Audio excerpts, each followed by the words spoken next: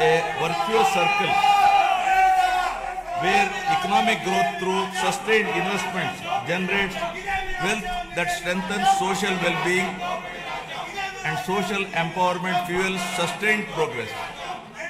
These principles serve as a moral and administrative compass, placing people at the center of policy while ensuring fiscal prudence, institutional integrity, and long-term sustainability. To translate vision into action, a dedicated mission framework has been initiated, operating with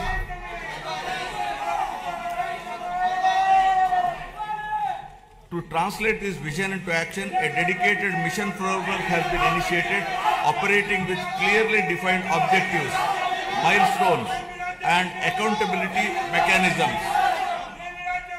Anchored in this guiding spirit, the government has proceeded with focus and resolve. The Swarnandhra vision lays out a clear economic pathway, aiming for sustained high growth to build a rupees 308 lakh crore economy with a per capita income of rupees 55 lakh by 2047. While the long-term pursuit remains firm, the government is undertaking regular interventions and mid-course corrections to stay aligned with evolving realities. A structured review and monitoring framework has been instituted with periodic conferences of ministers, secretaries, and district collectors to assess progress, address bottlenecks, and implement timely course correction, ensuring accountability and continuity in execution.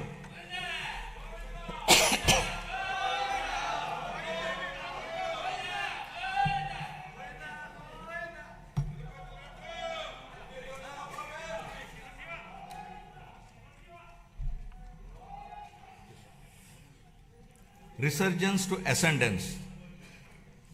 My government has embarked on a clear and deliberate journey from resurgence to ascendance, guided by the resolve to rebuild, renew, and rise. The initial phase of governance focused on restoring stability, dignity, and trust through welfare support, economic revival, and administrative correction. Having laid this foundation, government is now shifting towards long-term transformation by investing in human potential, sustainable development, and responsive governance. Policies are being aligned with outcomes, institutions are being strengthened, and citizens are being placed at the center of decision-making.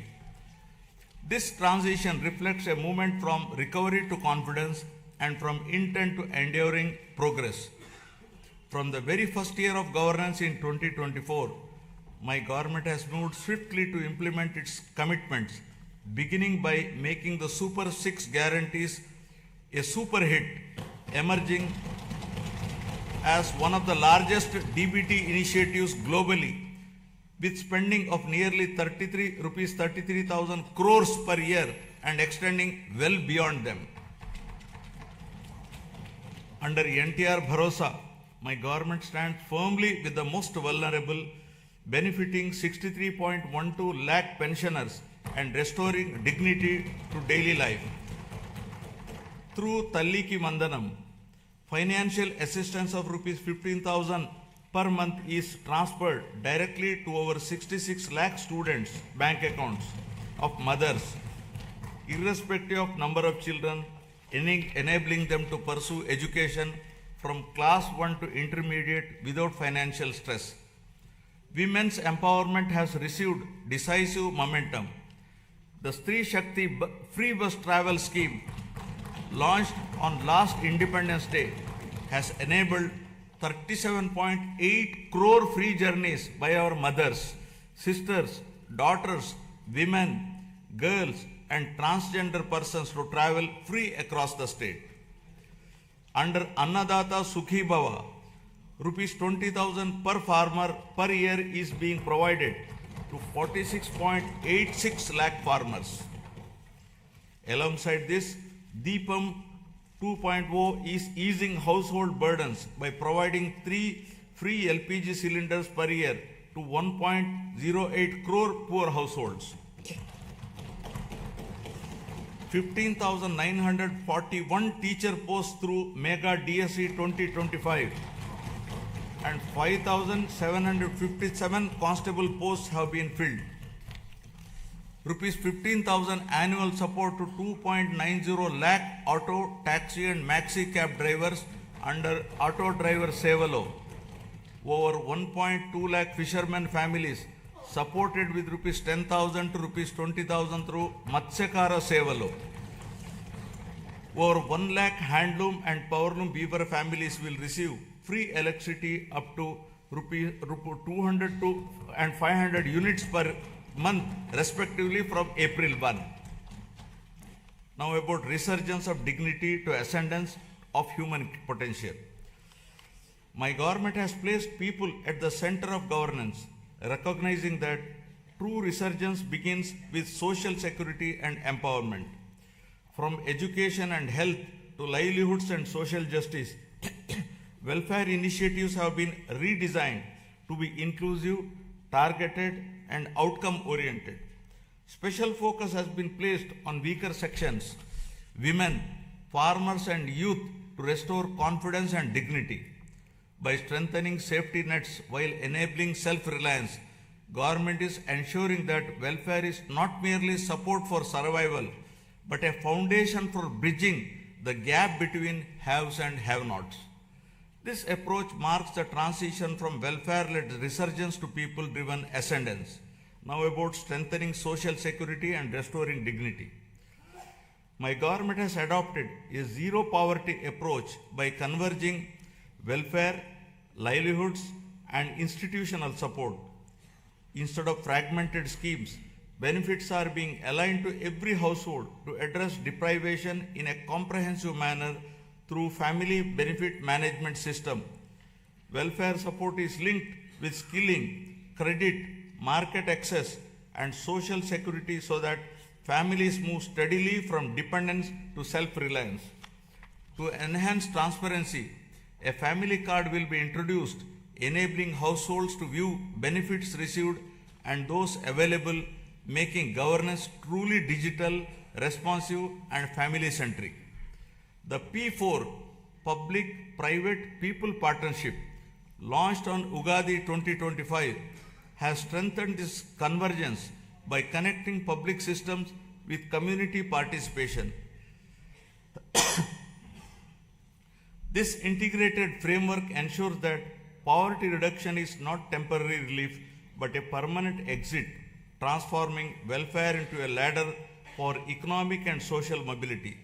So far, over 1 lakh Margadarshis, those with means, experience, and opportunity have voluntarily adopted 10.30 lakh Bangaru Kutumbalu, working family by family to eliminate deprivation, restore dignity, and rekindle hope. The Anna Canteen program continues to be a cornerstone of social welfare in Andhra Pradesh, guided by the principle that no person should go hungry. At present, 205 Anna canteens are operational across 113 assembly constituencies, providing affordable and nutritious meals with dignity. Steps are underway to extend this initiative to the remaining constituencies through rural canteens, ensuring wider reach. Alongside this, housing and nutrition remain central to the vision of housing for all under Swarnandhra 2047.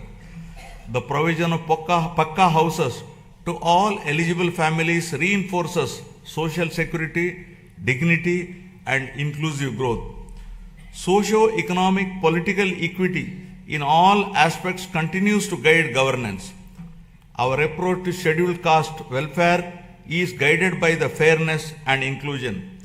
By advancing subcategorization, we are ensuring that the benefits of reservation and support reach every subgroup based on genuine need, while strengthening education, livelihoods, and economic self-reliance.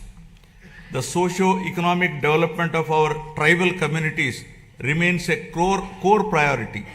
Through focused interventions in education, health, livelihoods, and skill development in tribal areas, we are also honoring their legacy, most notably by commemorating the role of tribal freedom fighters in our nation's history.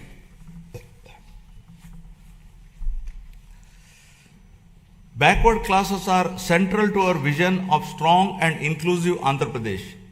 Our government is firmly committed to enhancing their economic opportunities, safeguarding social dignity, and ensuring fair representation and legislative, local, and institutional spaces backed by a clear long-term protection framework. Through Adharana 3 scheme, modern equipment and tools will be provided to the beneficiaries to promote micro-entrepreneurship and strengthen MSMEs. The government is extending focused support to weavers, fishermen, toddy tappers, washermen, barbers, artisans, and other traditional occupational groups, ensuring interventions that address their distinct social and economic